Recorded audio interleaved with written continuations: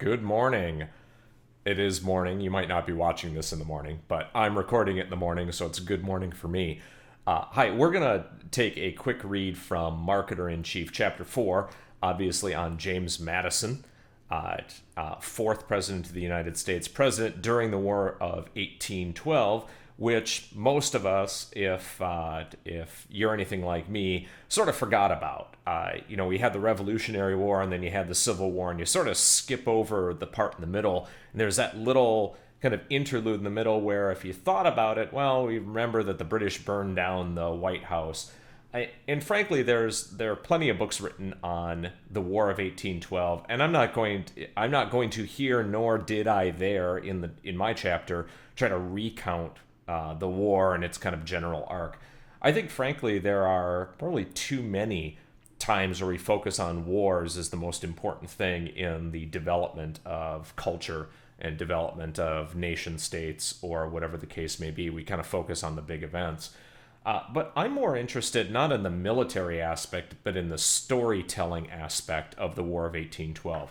In the chapter, I go through the War of 1812 for each of four perspectives: the American perspective, the British perspective, the Canadian perspective, and the Indigenous people's perspective who were there. Each has kind of a fascinating story to tell, and each one of them is really different depending on whose point of view you look at. The War of 1812 is a vastly different enterprise. Not to put too fine a point on it, but the War of 1812 for the United States was the time that the United States of America became the United States of America, where it was the first war fought really as a nation rather than as a collection of states. For the British, with Napoleon in Europe, the War of 1812 was pretty forgettable. For the Canadians, it actually created a sense of Canadian national identity in a way that other conflicts really did not, because the Canadians were essentially kicked the Americans' ass pretty much everywhere they fought them. The Americans were poorly organized, and the Canadians were not. It was actually Thomas Jefferson's idea to go and try to take over Canada, occupy it as a bargaining chip. Well, that didn't work so well. And then finally, the Indigenous people's perspective. Frankly, they got screwed over in the whole deal. Some of the most brilliant generalship and fighting was from the Indigenous people sides, especially in the Northwest area around Ohio, Michigan, the present-day states of Ohio and Michigan. But really screwed over during the Treaty of Ghent that ended it. So again, really, really interesting way to take a look at how one event can look so differently from four different perspectives. So I'm going to do a quick read on, well, why is that? Why can something look so different? So let's take a quick excerpt from Marketer in Chief, Chapter 4. As a professional persuader, I know there are few things more influential than the stories we tell ourselves about an event in our past. As humans, that's how we make sense of our lives at a personal level, the success or failure of a new product launch at the corporate level, the outcome of a war at a national level, or a pandemic at the global level. We need to do that. Human consciousness is too limited to take in all the data at once. We must simplify. And stories are a handy way to organize disparate information into a cohesive narrative that's easier to remember. There's nothing necessarily wrong or malicious about that. We all do it.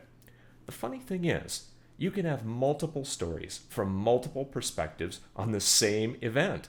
In other words, events can mean different things to different people. That seems obvious, of course, but it's so obvious that we don't often think about how profound the impact of those narratives can be on the people who choose to act in the future. There's that time you got food poisoning at your favorite restaurant the evening after dinner. Although most restaurant managers will tell you that it takes longer than a couple hours to feel the effects of food poisoning, the memory of that experience means that you're unlikely to go back. There's that time you witness the breakup of two married friends. In that case, you're likely to get at least two stories of what caused the rift, and vastly different actions by each person in future relationships. Depending on which story you think is truer, or frankly, which one resonates with you more strongly, or which person you like better, you might take different actions regarding relationships in the future. There's that time 50 people at your company were laid off all at one time.